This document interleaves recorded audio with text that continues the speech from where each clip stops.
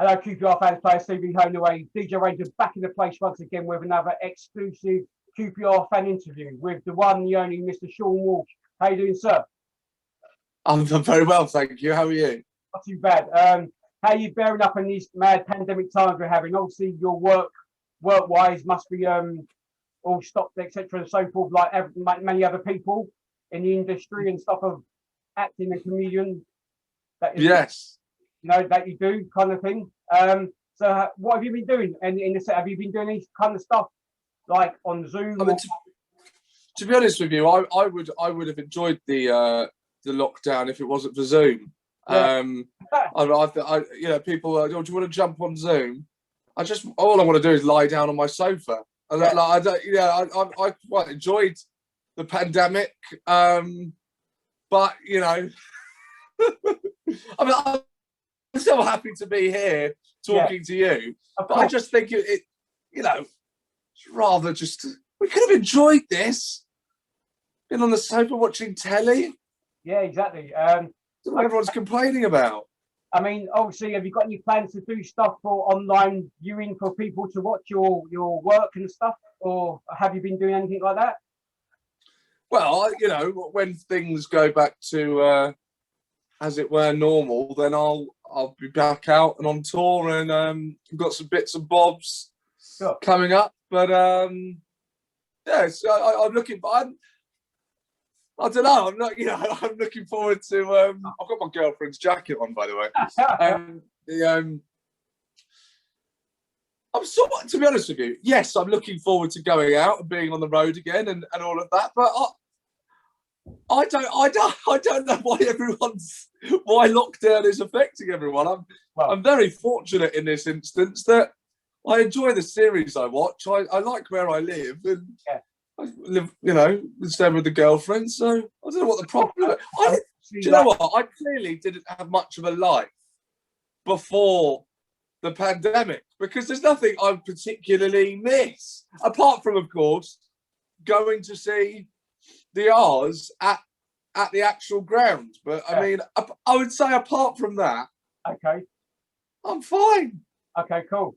Anyway, thanks for joining me on QPR Fans of Players TV. Just to do a quick few questions about being a QPR fan, if that's all right, Seann.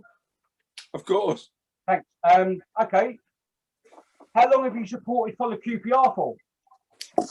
I've supported QPR pretty well, you know, my whole life. My dad was a QPR fan, so from when I was a child, I was going to the Premier League games when you know, when we're in the Premier League, the Les and Sinton and whatnot, and so yeah, but yeah, my whole life as it should be. Okay.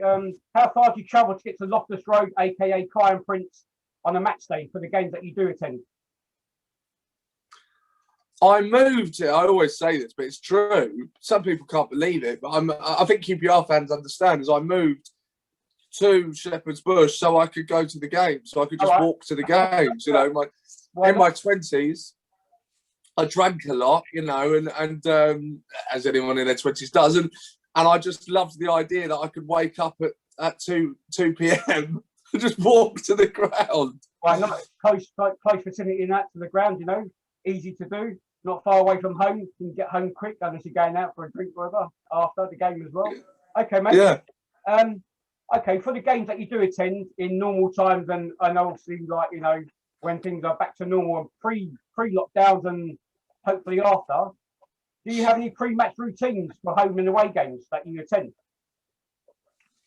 The pre-match routine is usually just fucking remembering that we're playing. Sometimes it'll be like 2 o'clock. And I go, oh shit, the game.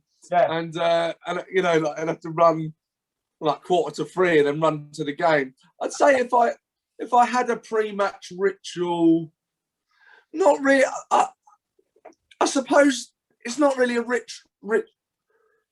ritual. I can't say the word, but I'd say the route I go to the game, because obviously there are so many roads that you can turn off. Yeah.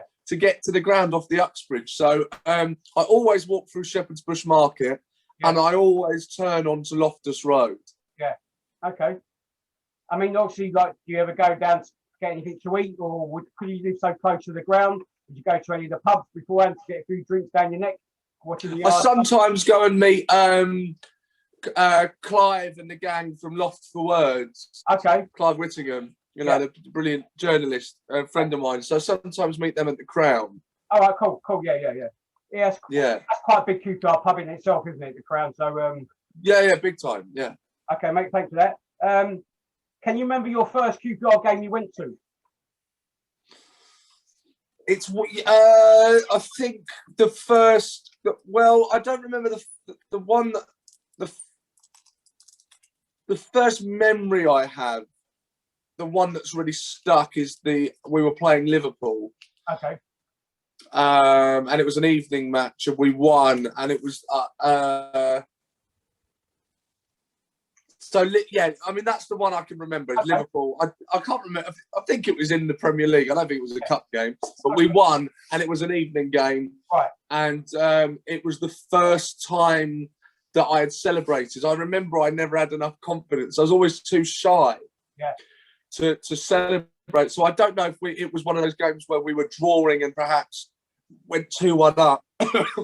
the crowd went, as we always do, but particularly crazy. Yeah. Okay. And next question. Who was your favourite past and present QPR player? Oh, bloody hell. I mean, obviously, could be loads, but standout ones for yourself personally. I think, without a doubt, Charlie. And he's just proven that by what he's done coming back to the club. Most players we know don't come back, and usually in any team, their second spell, normally isn't as good. But I just think he's, all the cliches, QPR through and through, all of that.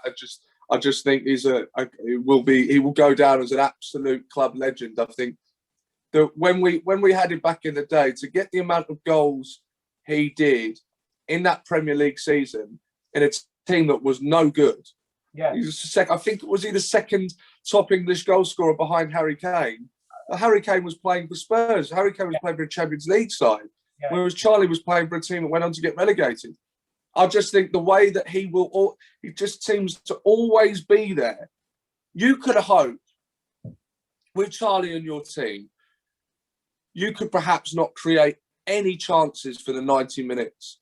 But if that ball lands, at him in injury time, you've always got a chance. I just think with Charlie and your team, you've all in our team, especially at QPR, whatever that marriage is, that magic, for whatever reason, you've always got a chance with him in your team. I think he's just. I've met him once. I think he comes across as he's a great guy, and I just think he's fantastic. And I think, but. Before that, unfortunately, I never, for whatever reason, I was living in Brighton still, I think, during the Tarat years. I've got or maybe I was touring, I was busy. For whatever reason, I wasn't really at the games for the Tarat years. And it's really annoying. I really regret that, because obviously Tarat would be anyone's.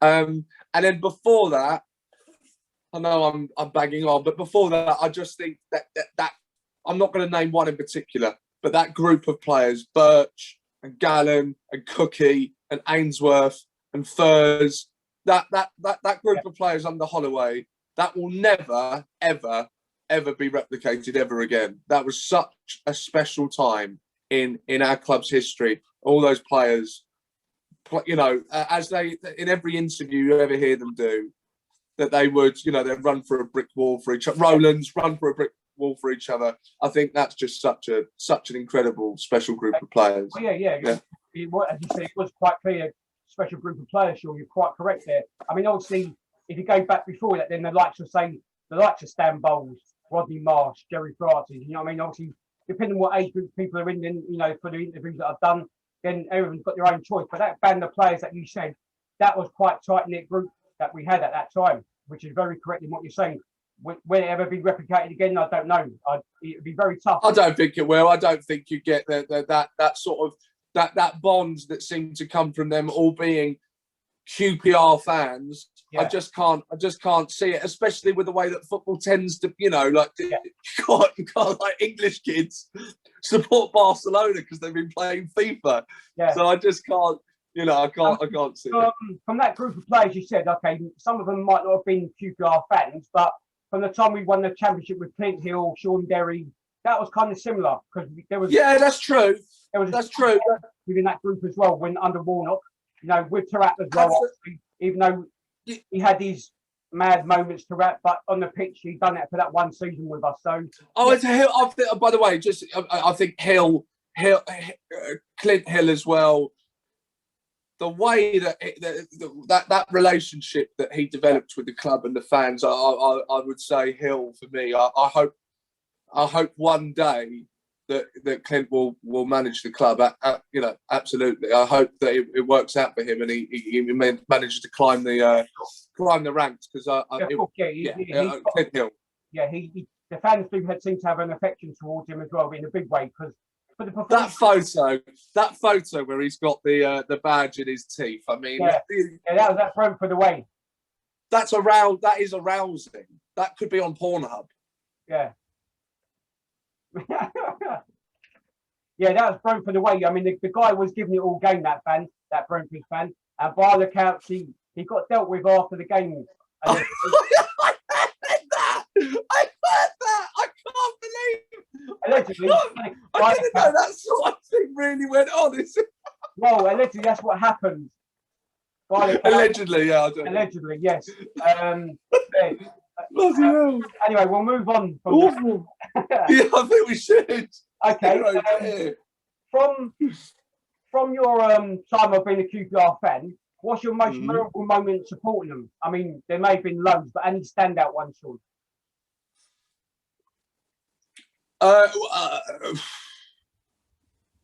You see, I've only been a season ticket holder really since when was it? I think since Harry took charge. Right. In that year when we went down, unfortunately. So I became a season ticket holder when we went down. Yeah. So, you know, there's such a big difference, isn't there? Support. You probably don't even know what it's not like to be a season ticket holder, but that bond, it grows so much when you become a season ticket holder. So really, all my best memories are since I've been a season ticket holder, you know, and my group of friends that I've made from being at the club and sitting where I sit. So I'd have to say, I don't want to tell the bloody story about Wembley again, but I wasn't at the second half of the playoff final because I had to leave. So I hate that. I wish I didn't, but for work reasons, I had to go. So I wasn't there for that because that would obviously be it. You know, that would obviously be my greatest memory, but I wasn't there. So mine would just have to be the game before when Charlie 1-0 down and Charlie gets the winner to make it 2-1 and we're going to Wembley. I mean, fucking hell. What a day. I remember afterwards I was in the Singleman on Goldhawk Road. It was actually a away pub, I think. But anyway, ended up there. And I remember just having a wee at the urinal. And I was just sort of on my own. It was empty in the toilets. And I just shouted, "You R'ss." And as I shouted, "You R'ss," someone sort of came into the pub and they shouted, You R'ss. And then You R'ss just went round the pub. And then it sort of went, and then it went out into Goldhawk Road and it went out into Shepherd's Bush. It was amazing. Yeah, it's good. It was a good day, good evening, everything good. You know what I mean? Okay, mate, no worries. Next question, couple more if that's all right, Sean. Of course, whatever. Is there any teams that you dislike QPR playing against, or you personally don't like in general?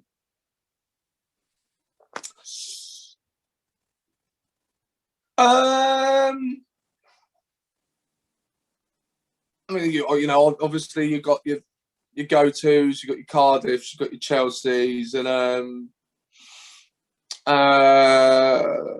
have to say, I there's a thing about the Arsenal fan I got a thing. I used to like, for some reason, I used to sort of like Arsenal growing up. I don't really know why, but I've just got. I always think I can tell an Arsenal fan when I meet them. That's what I say. That there's a type of guy that's an Arsenal fan, and this whole the Arsenal, they call it the Arsenal. I find them unbearable. I think it's an unbearable club. I love that they're losing, and I love that they're doing terribly. Okay, mate. A lot of people have done Chelsea for obvious reasons, and Cardiff, as you stated earlier on, that for obvious reasons. But Arsenal's a new one to me. But yeah, I mean, I haven't really had any issues. But obviously, I've been there many times in the past, and it's just the whole. Like, you meet an Arsenal fan, and it's all about the space at the ground. Yeah. The Arsenal, the escalate. You go there's the escalators. It's all about, I can't stand that. Any like the way Spurs fans will be the same now. You can charge your phone at the ground. You charge your phone. You should be looking at your fucking phone. You should be looking at the game. Oh yeah. I can't. That side of it. I love that. Okay, mate. Thank you. I love that we've sort of. No. Yeah. Okay. Obviously, in normal times, obviously, as we are not at present to a degree, being a QPR fan, do you ever get to many away games or not? Obviously, work permitting. Obviously. I'm terrible. I'm terrible. I'll have to admit now. My job is travelling. Yes, cool. And when I'm on tour, my job is going from town to town. And as much as I love QPR, getting me on a Saturday to go to another town, it's not going to happen. I go to 2 away games when I can, and that is Brentford and Fulham, and that's it. Okay, but obviously, I can get the bus there. Understandably, you can't get to games. I mean, sure you would do if you could, but due to work and stuff like that, you can't make it. So, which is a shame in a way. But then again, for our away games, that we don't really do too well away from home. But then, never mind. Okay. And my next question was, what's the best away ground you've been to, past or present? But from the grounds that you have seen on the TV or watched QPR play, I mean, what grounds do you like, or would you like to attend? I really like. It's terrible. I get a lot of stick for this, but I really like Craven Cottage. I like that I can walk there. I like that it's on the Thames. Yeah. I like that it's an old stadium. I quite like it. I mean, it's a cliche to say, I know. I've got no interest in these new state-of-the-art stadiums. It's just not. It's not for me. Put the Olympics on there or whatever you want. I just escalators at grounds. That is fucking mental. What you escalate at the ground for? That's not for me. I don't want leg room. People talk about the leg room at Loftus Road. At the Kai and Prince Stadium. I don't want leg room. I don't need leg room. What do I need leg room for? Do you know what I mean? I want to be uncomfortable. Yeah, so I quite like in the X block, in the Y block in the Ellington Road. That's very tight over there. You'd be well away. Yeah. I'm not being funny, Sean. You're talking about the grounds and the new stadiums and stuff. I mean, yeah, our ground is tight, compact, and it can be uncomfortable for certain fans and stuff. But going to these new grounds, they all look nice and flashy and whatever else, but it's not the same. And a lot of them have lost their atmosphere because, obviously, compared to with ours, at least we're quite near the pitch. Our ground is quite unique in the sense we're near the pitch. And if we do move, I hope they replicate the ground into the new ground in the sense close to the pitch, so the fans can be like we are now when we do attend games. But the new ones, they're just stolen bowls, as they call them, kind of thing. It's QPR's ground is very unique in a way, in the sense of like how we're so close. It is old, outdated and stuff like that. Yes, we all know that. But some people like that. I don't mind it. I mean, if we have to move, we have to move. But for the time being, I'll stay where we are, thanks. Yeah, absolutely. Okay, mate. And just one final question for myself, Sean. Yeah, no worries. Can sum up to myself and the QPR fans watching this Q&A interview why you support QPR, please. Well, I support QPR because my dad moved over to Ireland in the late 70s and the 80s. He moved to Shepherd's Bush, in fact, and so he became a QPR fan, and then he's been taking me to QPR ever since. And it's a great club, and it's great. The fans are great. It doesn't matter where you are in the world. You see someone in a QPR shirt and you shout, you super, and you get it back. Yeah. It's a special club, and it's got a special. There's no other club like it in the world, I don't think. And it's always full of drama and pain. It's just wonderful. It's just a very, very special club, and really, we're very lucky. We're the only people that understand it. Yeah, we are very lucky. I mean, people don't understand how us fans. I mean, I'm sure most fans could say the same thing about their, clubs, the ones that are constantly in the news or have dramas within. But I don't think no one touches us. We are no one. They could do a soap on us, I reckon. To be absolutely. Maybe you could think about that at some stage. Or get a Netflix, yeah. So I'll get a meeting with Netflix and pitch a drama about QPR. That's a good idea. I mean, okay, Sean. Thank you very much for joining myself, Deejay Ranger, on QPR Fans and Players TV to do a Q&A about being a QPR fan.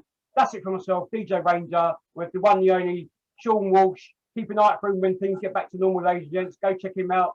I'm sure he's got websites and stuff to look up on. That's it for myself.